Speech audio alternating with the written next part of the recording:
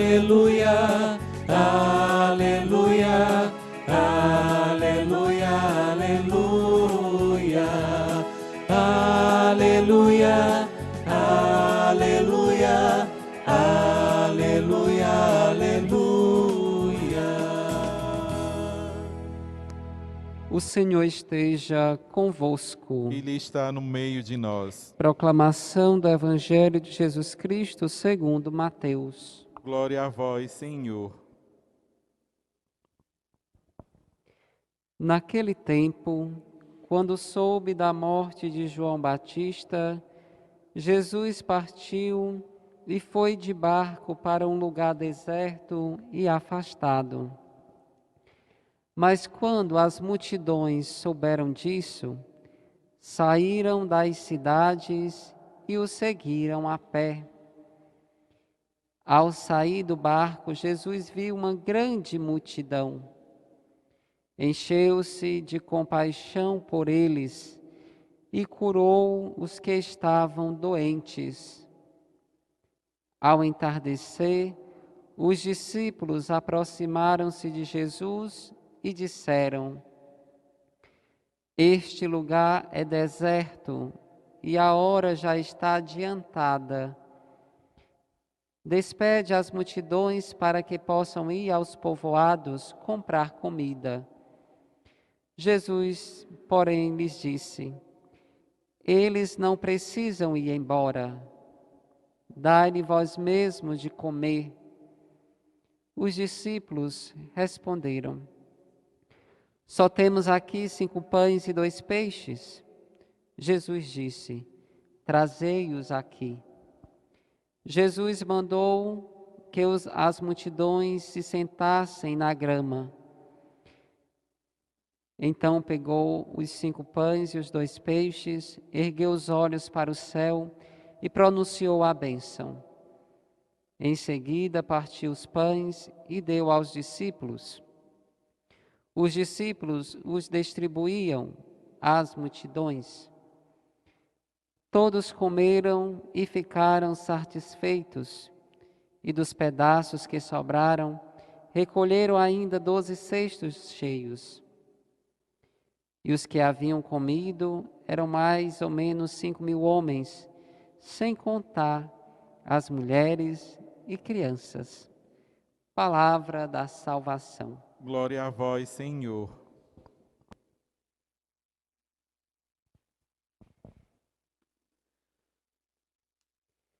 Nenhuma criatura poderá nos separar do amor de Deus manifestado em Cristo. Caríssimos irmãos e irmãs, ouvindo as leituras deste domingo, nos dá a certeza que o amor de Deus é para sempre no meio de nós. O amor de Deus não é algo que vai e volta. O amor de Deus veio e permanece no nosso meio. E este amor de Deus manifestado em Jesus Cristo, ele chega até nós de muitas formas.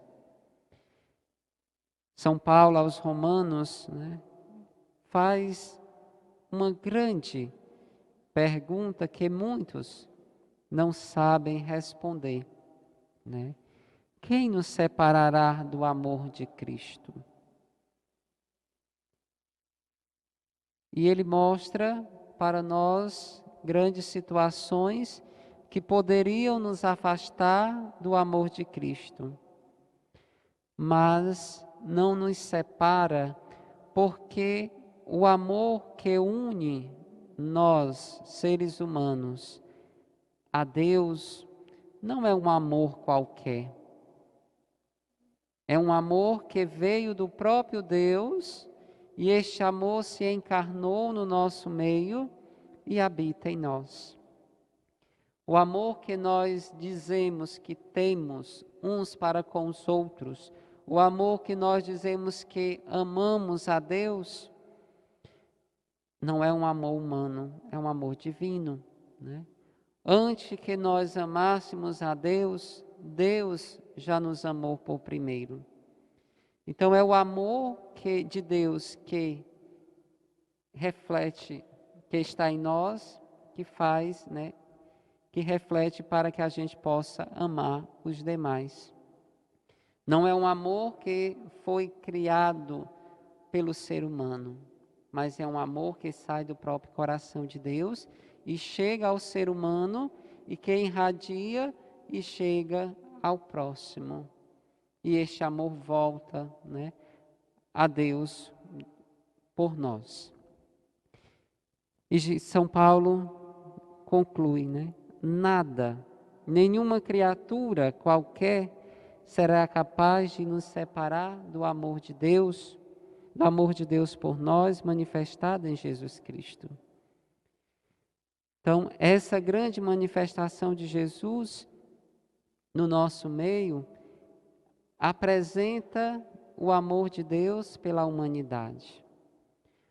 Na primeira leitura, a gente já escuta, né, este amor falado pelo profeta Isaías, quando, né, o povo exilado, Deus mostra, né, chama, assim fala o Senhor, vós todos que estáis com sede, vinde beber água, vós que estáis com fome, vinde comer, porque este Deus dá e sacia toda sede, toda fome daqueles que acreditam nele. E em Jesus se planifica, né, todo este amor de Deus pela humanidade. E ouvindo o Evangelho de hoje, nós ouvimos este relato onde Jesus, após saber da morte de João Batista, Jesus sai, se afasta um pouco, né? Mas mesmo assim, as multidões não deixam Jesus. Quando elas descobrem que Jesus não está mais ali, elas vão em busca de Jesus. Alguns pela cura física, outros a cura espiritual, outros só para matar sua fome diária. Mas estavam em busca de Jesus porque sabiam que Jesus poderia dar tudo isso a eles. Mesmo que fosse de uma forma, né, partindo do ser humano. Eles vão porque querem algo, né?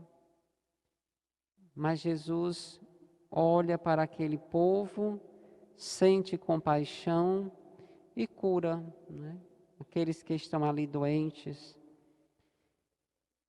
Sentir compaixão é chegar perto, é se aproximar, é sentir a dor do outro. E Jesus tinha essa sensibilidade de se aproximar, de sentir a dor do próximo e sentir compaixão e devolver a vida àqueles que se sentiam mortos, seja pela doença, seja pela exclusão, né? E Jesus ensina a seus discípulos que é preciso, né, eles também fazerem alguma coisa. Os discípulos, quando se encontram agora, né, diante de uma situação difícil, que era de alimentar aquelas pessoas, a primeira atitude dos discípulos é o quê? De despedi-las. Senhor, mande que essas pessoas vá para os povoados comprar comida, né? Então, quando os discípulos se encontram agora em um aperto, é melhor despedir. Não vamos assumir esta grande responsabilidade. Mas Jesus, no mesmo instante, ensina aos discípulos que a missão não é do ser humano. A missão é de Deus. Nós somos colaboradores. Nós somos instrumentos deste amor de Deus no meio da humanidade. Então Jesus não vai deixar aquele povo passar fome. E Jesus diz: dai-lhe vós mesmos de comer. E Jesus é o que pronuncia a bênção. É Jesus que faz este milagre da multiplicação dos pães. Não são os discípulos. Depois que Jesus dá a bênção, Jesus começa a repartir os pães e os peixes. Os discípulos são apenas estes que vão levar o alimento àquelas pessoas. Então Jesus é que faz tudo. Nós só vamos executar a parte mais fácil, a parte difícil para nós, que é fácil para Deus, a gente deixa com Ele. Então, nos ensina neste Evangelho que muitas situações difíceis, nós saímos da situação porque somos nós que queremos fazer.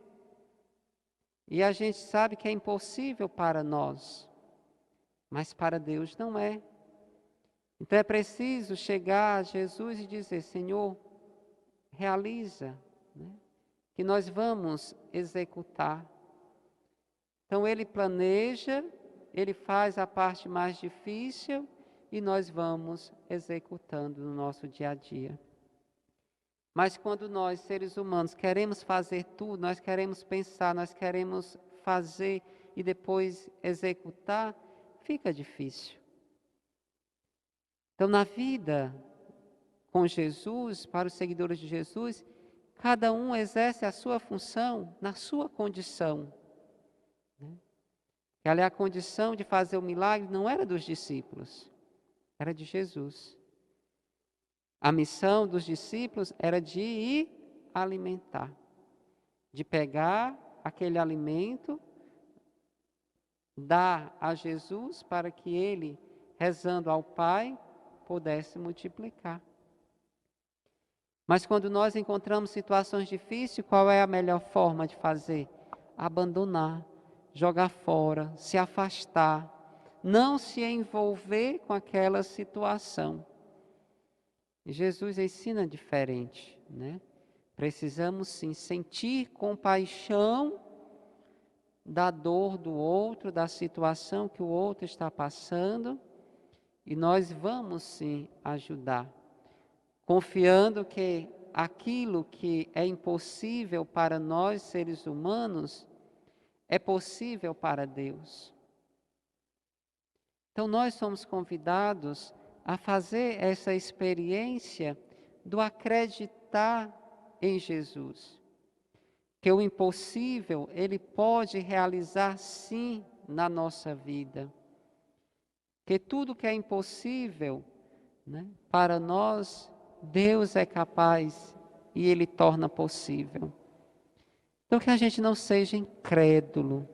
Ali a gente viu a incredulidade daqueles discípulos. Senhor, é deserto, então não tem comida, vamos despedir. Então, diante dos nossos desertos, da nossa atualidade, não vamos desistir, porque Deus é maior. Deus, Ele é o dono de tudo. O que é que pode nos separar? Nada separará o amor de Deus por nós. O amor de Deus é para sempre, para com o seu povo, e nada vai separar Ele de nós. São Paulo diz, né? Nem a morte, nem a nudez, nem o perigo, nem as tribulações, nem a angústia, nem a perseguição. Nada disso nos separa do amor de Deus. Basta confiarmos. O que nós, como cristãos, devemos fazer isso, acreditar. E depois que os discípulos se acalmaram, acreditaram na palavra de Jesus, eles começam a distribuir o alimento. E São Mateus nos diz, Eram mais de 5.000 homens, sem contar as mulheres e as crianças. Então tinha muita gente ali, muita gente. Todas foram alimentadas e ainda sobraram 12 cestos cheios. Então, quando nós sabemos repartir com Jesus, é sinônimo de fartura, é sinônimo de bonança na nossa vida. Mas quando nós queremos fazer tudo sozinho, realmente nada acontece. Então, que a nossa fé em Jesus Cristo possa estar sempre conosco.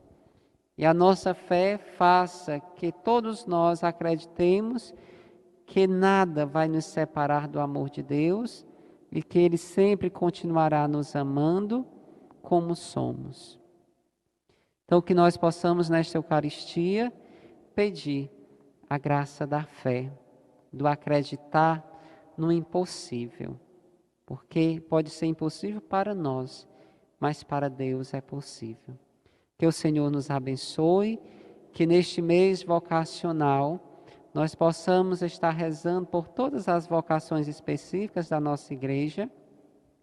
Hoje rezando pela vocação sacerdotal, nós possamos rezar pelos nossos padres da nossa diocese, pelos padres do mundo inteiro, para que o Senhor faça deles verdadeiros pastores, aqueles que sentem compaixão do seu povo, a qual Deus confiou, e possam ajudar em todas as situações.